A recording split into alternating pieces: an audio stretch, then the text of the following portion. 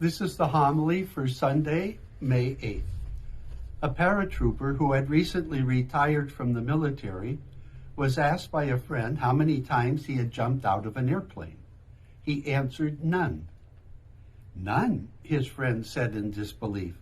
What do you mean, none? I thought you were a paratrooper.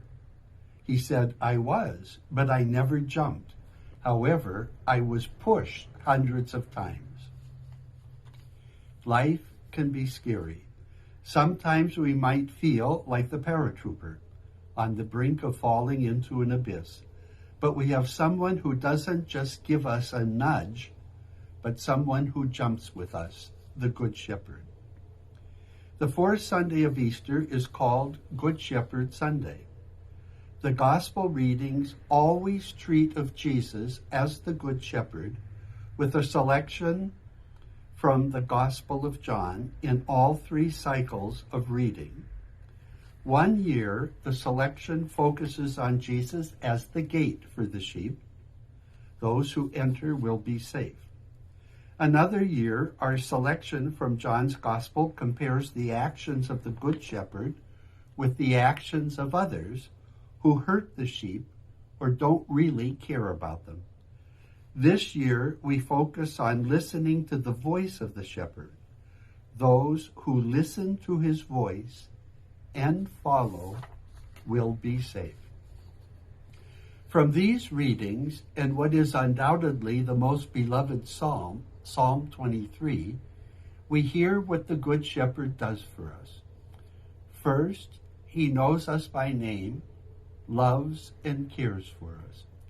Second, he's the gatekeeper who keeps us safe. Third, he leads us to safe pastures where we will find what we need to sustain us. Fourth, he searches for us if we're lost. And finally, he guides us along right paths. In summary, he gives his life and protects us. And finally, as we hear in the gospel today, he gives us eternal life, and we shall never perish. But while in other years the focus is on what the Good Shepherd does for us, this year it is on the two things we must do. First, Jesus says, my sheep hear my voice. In other words, Jesus can be our Good Shepherd. He can be doing all these good things for us. But if we're not listening, if we do not hear his voice, we are blocking the help he wants to give us. How can he help us if we're not listening? Second, Jesus says, I know them and they follow me. Jesus shows us right paths.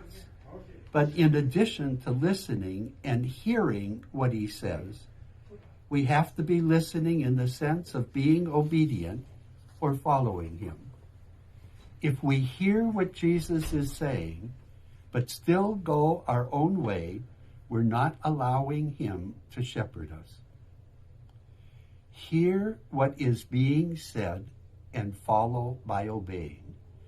Doing these two things allows the Good Shepherd to help us. Today is also Mother's Day, and ideally our mothers are good shepherds for us. But the same requirements are in play with them. I still remember my mother saying to us, don't just listen to what I say, do it. Do I spend time each day listening to the Lord? Not saying prayers and always talking, but allowing him to speak to me. And then, do I allow his example and what he has to say influence how I act? A trite way to say it would be asking ourselves in various situations, what would Jesus do? I invite us this week to reflect on Psalm 23, asking ourselves how well we're doing at listening and following. As I conclude, I invite us to remember our mothers in prayer today, thanking God for the gift of their lives and dedication to us. Today also we are asked to pray that those who are being called by God to be shepherds, as religious women or men, or as priests, may listen to God's voice and follow. The Lord is my shepherd, I shall not want. Surely goodness and kindness will follow me all the days of my life, and I will dwell in the house of the Lord forevermore. God bless.